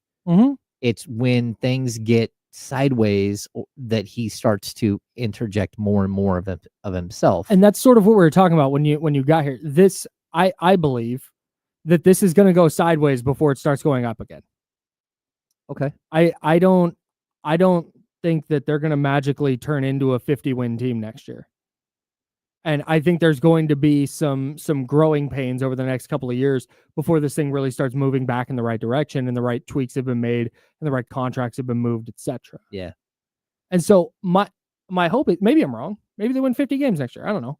But my hope is that if they win 38 next year, it's not like 5-alarm fire. Oh my God, everything is terrible inside the organization. I hope that there's some grace and some leeway to be like, okay, hang on. This might get a little uncomfortable, might get a little rocky, but hey, we've got a plan, we've got a vision. We're executing that vision. Yeah. Yeah. I think it's interesting. Like Adam Mick is that who it was in the chat here? Aaron Mick, my bad. He said 0 patience. That's not always the case. Like there are times where Vivek has shown like really, really good patience. I mean, Monty and Wes got 5 years. Vlade Divac's got 5 years. So like a 5-year span in the NBA is actually, you know, if you haven't started winning and turned everything around, that's actually kind of a long time. Yeah, it feels too long almost. Yeah, where he struggled is with the coaching thing. And it's almost like there's this thing in his head that he's on board with the front office and their vision, but he holds a coach accountable for what happens. And to me, like so many times that I've seen with this organization, like it doesn't matter if Red Auerbach walked through that door, he wouldn't be able to coach this team. Greg Popovich, Phil Jackson, they couldn't change what was happening here. Was Vivek there?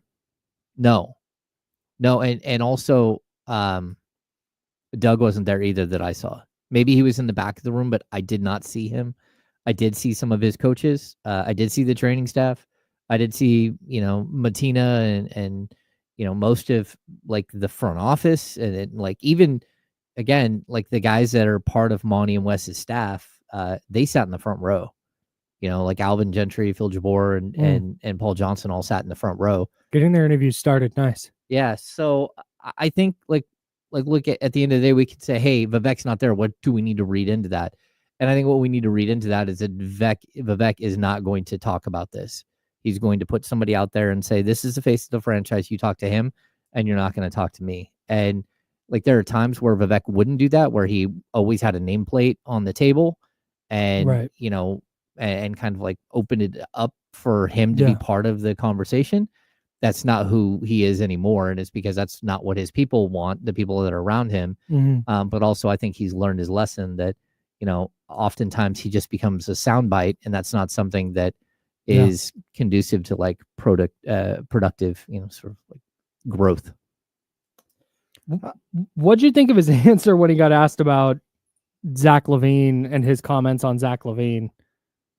Because he didn't shy away. He didn't go like, "Oh, I didn't mean it." But I also felt like, I don't want to say dissatisfied with the answer, but he's more or less like, I'll stand on what I said about anybody. I'm not going to run from anything. I'm going to be, what did he say? I'm going to radical candor or whatever. And then said, we're going to bring in the right pieces to enhance Zach's talent. And I guess my question is, well, in your comments that you're not running from, you said he's a third option. Yeah. So you're going to bring in 2 players better than Zach LaVine? That's a big ask. Okay, so like, where are you supposed to go from that though? Like, if you make comments about a player, Mhm. like you can't really hide from it, Mm-hmm. right? And like I talk about this all the time that, like my responsibility, whether it's here on the radio or it's in writing or on a Mhm. podcast, I walk in that locker room and have to have accountability for whatever I say. Mhm. And have I had players in the past that don't like things that I've said? Of course. Mhm. And are there times where like DeMarcus Cousins goes, "Hey, come here," Yeah. and I'm like, "Yeah, what's up?" Pause. He's like, "Hey, I wasn't too happy about this or that," and it's like, "Okay, well, let's have a conversation." Uh-huh. Like I have to be honest and forthright when I'm talking to people, and you want to get angry about me writing about technical fouls, stop getting technical fouls. Just straight up. Like, if you don't want me to bring it up every time that you now are up to 15 technicals, then don't get another technical. So, right. But but what is, I guess, like, I don't necessarily have a problem with what Scott Perry said. Well, no, I don't think he said agree. the wrong thing. I think he addressed the comment probably the right way. But the question for me now is, okay, he has this vision. Zach LaVine is probably going to have to be part of it. And so in the GM's mind, their best player is a third option. No, I get that. So, but my point is that he, number one, he has to own up for what he said about Zach LaVine. Number And two, I think he did. I don't think anyone believes that he was wrong. Well, I mean, Zach LaVine probably believes he's Or wrong. disagrees a little bit. Vivek probably disagrees a little bit, but Sure. at the same time, I think there are a lot of people out there that go, okay, what he said doesn't feel wrong. Mhm. But he also has Sure, to take you and I are. accountability to us and to Zach LaVine for what he said. I thought he did an okay job of taking accountability, but at the end of the day, like, it is a tall task to go out and find 2 players that are better to make him a third option. Mhm. But I also think that you might already have one of them, because whether he's a first scoring option or first option, I still think Domantas Sabonis, we consider Domantas Sabonis the number 2 option on this team with De'Aaron Fox. We can't Mhm. just all of a sudden say, well, Domantas Sabonis is no longer the number 2 option. So it's something that like Scott is going to have to put his money where his mouth is. Mhm. Like, and that means he's going to have to go out and find somebody that's better than Zach LaVine for Yep. sure. But I mean, that's like, an honest assessment of the roster that has to happen either way. No doubt. I heard you on the way in. Like, you're right. Like the trio of Zach LaVine, Domantas Sabonis, and Keegan Murray, that's not enough to win 50 games. I don't think so. But I also think that when we go back to what we thought of this team going into this season, we can't just say, okay, they made the De'Aaron Fox move and they didn't downgrade offensively, Mhm. but they downgraded defensively with Zach LaVine. Mhm. And now this team is no longer even remotely close to a 50-team win, a 50-win team. I think there are ways in order that they can improve this roster quickly, that they can swap out players, whether it's, again, DeMar DeRozan or it's, whoever's in the backcourt. Like, Mhm. I think there are ways to improve the roster quickly. And again, like the one thing that he did say is length and athleticism. Oh, God, music to my ears. Everyone was so happy when he Holy said that in the chatty smokes. house. Well, it's just we like threw a celebration. It's so clear that when you have a modern NBA team and you have a player with deficiencies, and Mhm. every player has deficiencies. Like, don't get this wrong. There is not a perfect player in the NBA. The closest thing we probably saw to a perfect player was Michael Jordan, and even Michael Jordan didn't hit the 3 very Mhm. well.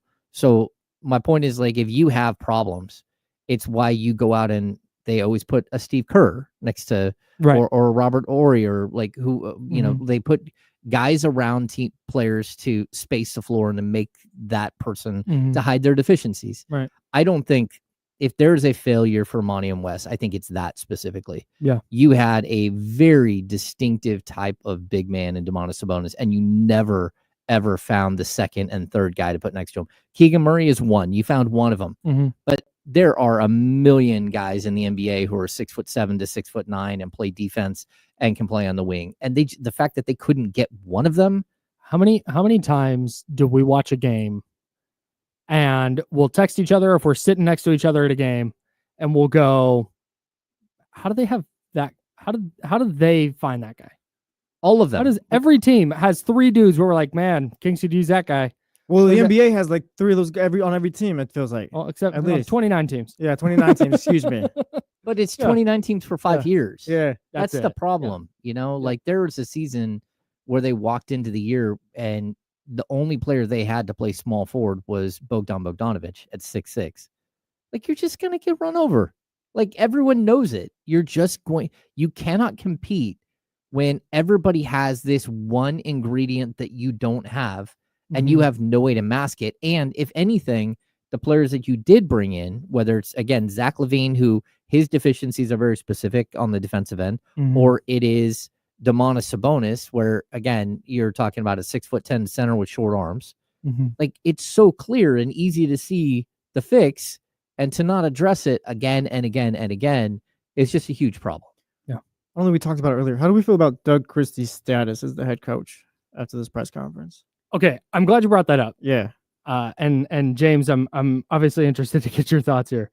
But it was funny watching the Chatty House during the presser because there would be 3 people like, "Oh, Doug's going to be the coach," and then 3 people like, "Well, Doug's out." Yeah, he's done. So I took his initial answer because he talked about the coach a couple of times. His initial answer, he said he's going to have a few conversations and hopes to have a resolution in the next week. Mhm. If you're doing a comprehensive coaching search where you're interviewing a bunch of guys and you're really like, hey, we got to nail down and make sure that we have the right guy, that to me is taking more than a week.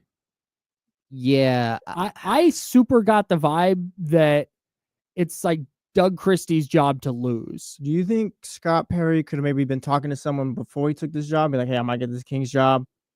Like talking to a head coach, maybe like I want you to be the guy if I do get this job. I think look, Scott is one of those guys that knows a million people, Mhm. and he's not lying when he said as soon as his name's being mentioned, he starts hearing from people. People are calling, asking about the coaching job. Like whether that amounts to Doug being around or not. At this point, I don't know. Like I don't want to say it speaks volumes that Doug Christie wasn't at the press conference today. Again, he could have been hiding in the back, but I'm not gonna like. It also makes it awkward. Yeah. Just like if Vivek was there, it makes it awkward that not that he's there, but if he's there and he's not speaking. And so that's where you kind of have this weird, like sort of unbalanced thing that we all feel. And to be honest, like we got done with that. And I didn't know for sure whether Doug was going to be back or not, but I do know that a week is not a lot of time to say that you're going to have an announcement, Right. and they might just be spacing this out a little bit. So when they do make the announcement, that, you know, if Doug is coming back, that, you know, they kind of have that little bit of breathing room to say, hey, look, it was his idea. You know, he had the conversation and he's comfortable moving forward with Doug. And maybe he does have someone, maybe Jesse's right. Maybe he's talked to people and he's de facto done these interviews and wants to talk to Doug Christie first. And he goes, okay, it's Doug's job. But if he says something that I don't like, I've got all these other names to fall back on. Maybe that's the case. But when he said with the head coach, he's looking for someone who can execute his vision that will have the team. He wants the team to be tough, defense first, and he wants them to share the ball offensively. That all just sounds like stuff that Doug was preaching. Of course. So along those lines, to me, it kind of seems like things are trending that direction. Just that's solely based on what Scott Perry said today. That's what I think. So I think Doug's going to be the guy. I do And if he's not, then I think Scott Perry already knows who it is. Like there's Yeah. no interview process or whatever. Yeah. Or there will be, but it'll be like Yeah. An abbreviated. it's performative. Is that Yeah. the word? Yeah. We all get what you're trying to say. Thanks. You know, I'm with you. What's the word I'm looking for? No, it's- Performative It's sounds a right. matter of what's it when you do something, but it's I think it's performative. ceremonial. Yeah. I think you're right. I'll think of it. I don't Performative. know, dude. We just talk on the radio. Words are difficult today. Yeah. Words are difficult every day. It's a good thing I have this job. All right. We got to step aside. Before we do that, though, we're going to give away $500 or give you a chance to win $500 because D-Lo and KC are also going to give you a chance to win $500. I'm going to give you a keyword. You enter it at ESPN1320.com. You'll be entered once to win today's $500. You enter D-Lo and KC's keyword later on, you will be entered twice to win $500. We gave out $500 on Monday. We gave out $500 yesterday to Jalen H. in Sacramento. Congratulations to Jalen H. He is $500 richer. We love that for him, and we would love it for you. So enter this keyword right now. Go to ESPN1320.com. Today's keyword is key. Like 3 in the key. Nice. Key. Key. Key. Enter that at ESPN1320.com. You'll see the contest page. You can't miss it. The Jump Shot Jackpot giveaway is courtesy of Folsom Lake Chrysler Dodge Jeep Ram, home of the big guy Vince Bloom. Key. Key. That is your first keyword for your chance to win $500 today. Hell yeah. Go make some money. Go make some money. Do this. You just stick around for the handoff, I guess? Yeah, I can hang out. Okay. We got the handoff. Coming up next, talk more Kings. Scott Perry's intro presser. What do we think? We're the Insider, sponsored by Jiffy Lube. This is ESPN 1320, and it is Sacramento's Sports. Later. Yeah, big shout out to Jackie from promotions. Hell yeah. Shout out, Jackie was holding it down. Jackie's the Is goat. that you making that squeaking noise? Yeah, my bad. No, it's Sorry. all good. I was like, Sorry. that's either Carl. We got a bat in one of the cabinets here. or Yeah, it's something. my pen. Yeah. No, all good. I was just wondering. That's my bad, dog. Like you were talking and the squeaking was still happening. It's like there's got to be a bird in here or something. Yeah. Super high pitch. Oh, good. That press conference went way longer. No, yeah, we missed 2 breaks. Yeah, we were like, oh, 40-minute press we'll conference. see. Maybe we'll break at 19 or whatever. It's like, nope, we'll break at 28. Nope, we'll just go to 39. Yeah, I got done with. I had the video, and I'm like, holy cow, that's a long video. Yeah. So Shout out Scott Perry, though. We talked. he's a really good dude, and I hope It's that a little bit that's- different from Monty McNair, too. I think Yeah. that's probably what people wanted to hear and see. Well, Monty is very much like analytics driven, and Mhm. to be honest with you, I think one of the mistakes here that like they wanted to make sure that Monty was the face, right?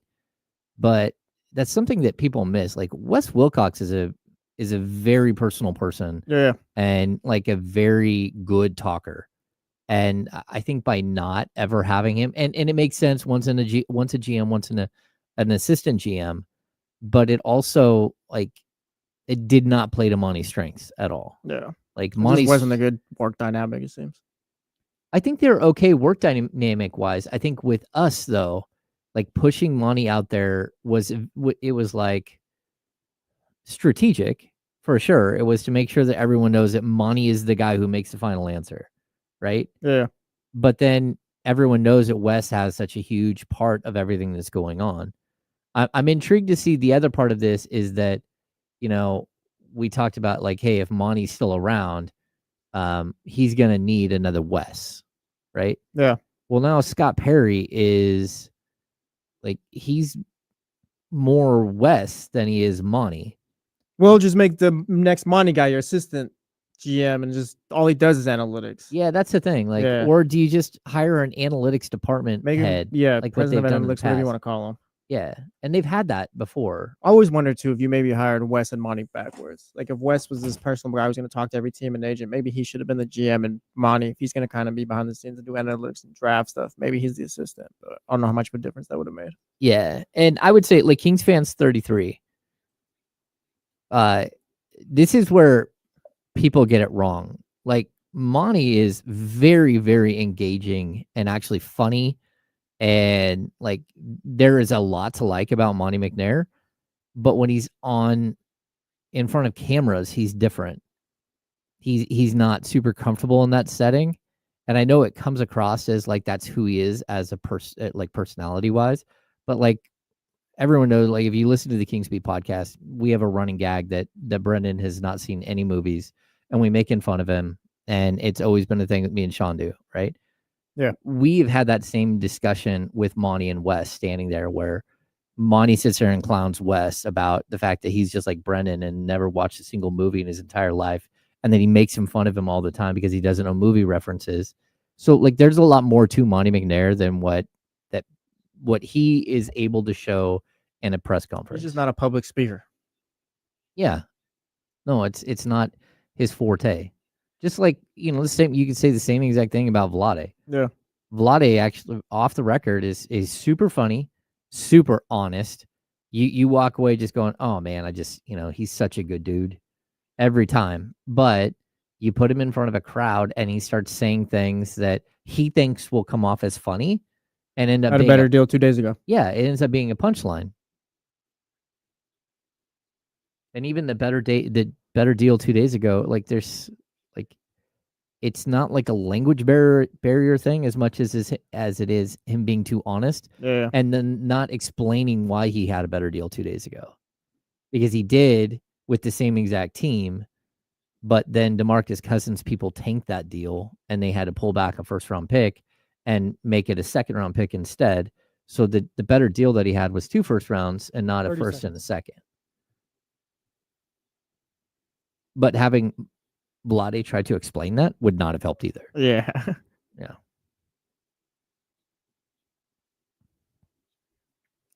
This is my favorite episode right here. CPR training. Which one? The CPR Oh. training on The Office. When Dwight cuts the Yeah. face off. So at ease. There we go.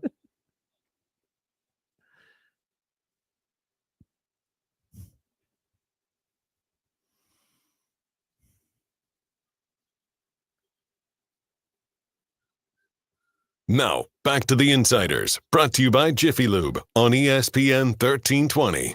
James Ham is here, jetted up from Golden One Center. I'm Kyle Madsen. That's Jesse Tapia, who's been hanging out all day, and it turns out it's just like an extended version of the handoff. Pretty much. Yeah, that's fine. And now the handoff is actually here. Do you want to play the thing? Yeah, hit the music. It's time now for the handoff. Taking the handoff from James and Kyle today, here's Jesse Tapia. Hey, well, you've been here all day. There we go. Jesse's here. What were we were talking about something at the break. What were you guys talking about at the break? It was Scott Perry. Then the CPR got into The it. Yeah, CPR, CPR, the great episode of The Office. That was someone in the chat that brought up that. Oh, I remember. Cache Creek tomorrow.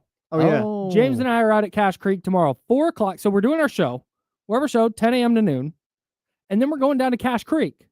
And from 4 to 5, we'll be talking about the draft, with the draft starting at 5. So from 4 to 5, we'll be talking about the draft in the YOLO room at Cache Creek. It's a ballroom, conference room combo, small setting. You get to hang out. We'll talk draft for an hour on air. Go hang out with Kyle and James. And then we're going to the Elevate Lounge from 5 to 7:30 and probably longer. Drinking good drinks, eating good food, having a good time. There'll be the NFL draft will be on. But then after the draft, there should still be some NBA playoff games happening. Yeah. We're going to have a good time. It's a bunch of sports. Like, what more could you want? Come cut it up at Cache Creek with me and James tomorrow, beginning at 4 p.m. in the YOLO room. Then we'll move to the Elevate Lounge at 5. Can't wait. It's going to be a ton of fun. I'll be here running the board for you guys, so I'll be Oh, missing it. thanks, man. Yeah, shout out. You're not going to drive up after? I got to Not do gonna D'Lo make and that Casey trip? stuff after. That's fine. Yeah, man. I just look, is Scott Perry going to solve all the Kings' problems with one press conference? No. But in terms of him saying the things he needed to say today, I don't really have any complaints, because I think a lot of it comes down to things that he still has to figure out. Yeah, I feel a little bit better, I guess, if it's one way or the other coming out of his press conference. Like the whole sustainable winner thing makes me feel like it's going to be less of, all right, let's just go for it all this year, and more so let's try to actually have some actual decent success the next few years. Yeah, and even if you look at the 3 months that Scott Perry was here during the summer of 2017, what he did is he had 3 first-round picks, early second-round pick, and Bogdan Bogdanovic all coming over from Europe all in one time, right? So he had 5 rookies, and then they added that to 4 rookies from the year before, and then he brought in like some of what should have been spectacular mentorship, and Vince Carter and Zebo and George Hill. They brought in George Hill to make sure that they had De'Aaron Fox have his own specific mentor. They brought in the rest, Zebo, to make sure that they weren't going to be so bad that they lost every game by 40 points.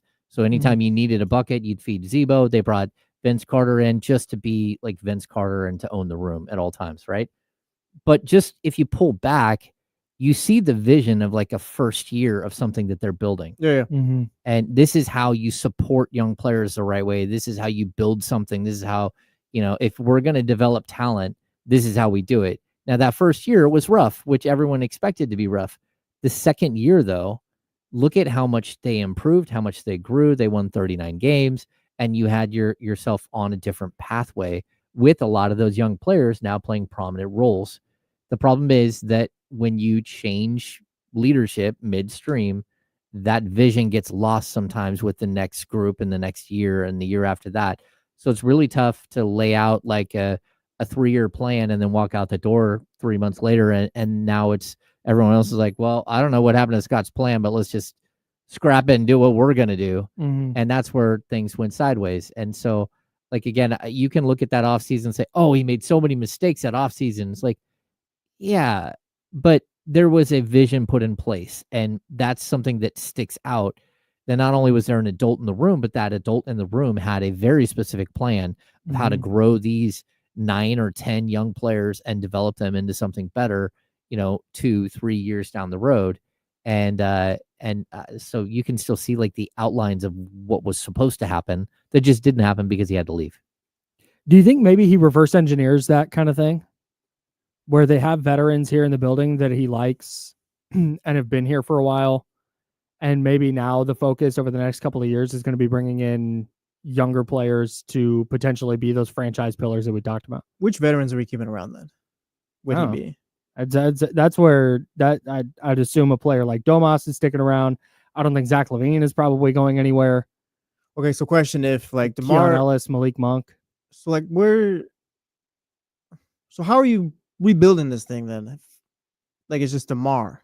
That's what's tough is, to me, they need, because he talked about getting players who enhance the talent they have. And I think getting length and athleticism in a point guard helps that for sure. But if you're maximizing what you're doing, you have to bring in a star. Mhm. They need like a bona fide number one still. And that's that I don't know how he goes about that. Well, that, and I think part of the problem is that, like, when you trade De'Aaron Fox, a frontline point guard, Mhm. for a shooting guard, it's so much easier to find shooting guard in the NBA than it is to find a point guard. And a point guard is usually how you start your build.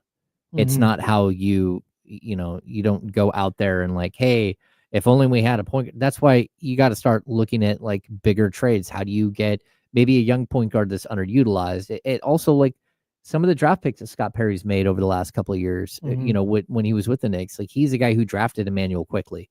And drafted him way earlier than everyone thought he would go. He was supposed to go Mhm. in like the early to mid second round, but there were some murmurs, hey, this quickly kid is a stud. He drafted Quentin Grimes. He drafted Mitchell Robinson in the late first round. Mhm. So it's like there are a lot of like breadcrumbs of, hey, look, this is what his teams could look like. But also, like we talked about this a little bit before, like even look at the 2017 NBA draft.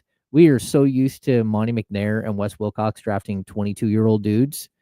But in that draft alone, he drafted 2 19-year-olds Mhm. and then 2 veteran, Mhm.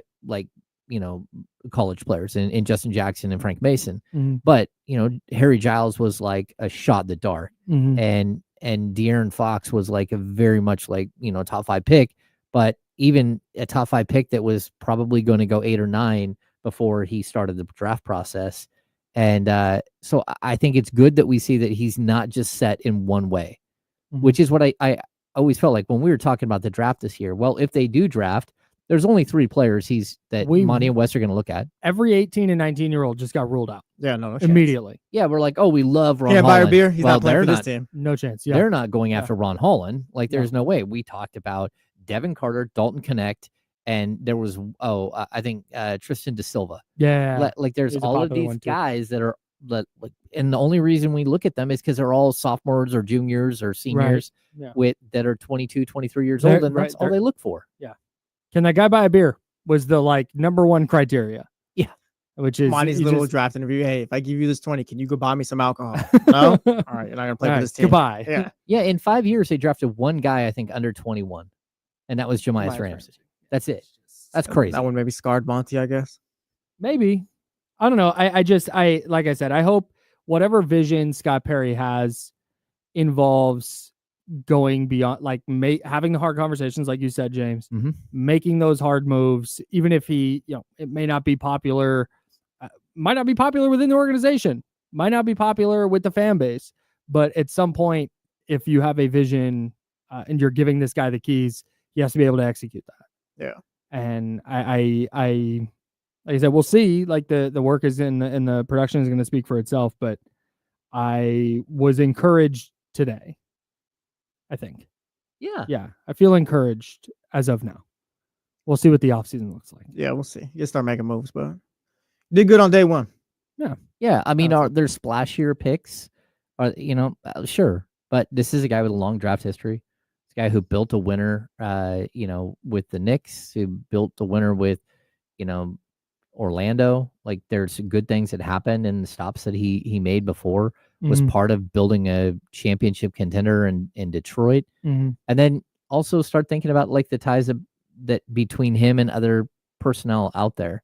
Like, sure, does this open the door for trades with the Knicks? Does it open the door for trades with, I don't know, New Orleans Pelicans, who Scott Perry and Joe Dumars work together in Detroit, are super close? Mhm. Yeah, it opens the door for all of these things, and that's where you're looking at a guy who has an ability to walk in the room, call anyone in the league, have a really good, honest conversation. Anyone will take Scott Perry's phone call, just like anyone will take Alvin Gentry's phone call. But that's not always been the case here in Sacramento. Sure. What do you guys got coming up on D'Lo and Casey? Pretty much this. We're talking Scott Perry. We're talking playoffs. It's Wednesday, right? So James will be there. 3 o'clock? 3 o'clock. 3 o'clock. I was trying to see if there's anything that we didn't hit that we should have hit today. The giveaway key was our keyword. Did the giveaway. Magic and Celtics tonight. Let's go Celtics. You worried at all? Yeah, no. No, Jason Tatum, Tatum. I hope your bruised wrist is feeling better tomorrow. That's all I'll say. I hope you feel better tomorrow if you don't play today because of your bone bruise. Speaking of tomorrow, James Ham and I back tomorrow. I am back. James Ham and I back tomorrow at 10 a.m. right here on ESPN 1320. We're the Insiders. We're sponsored by Jiffy Lube. And we'll talk to you at 10 a.m. Until then, drink water. Be nice to people.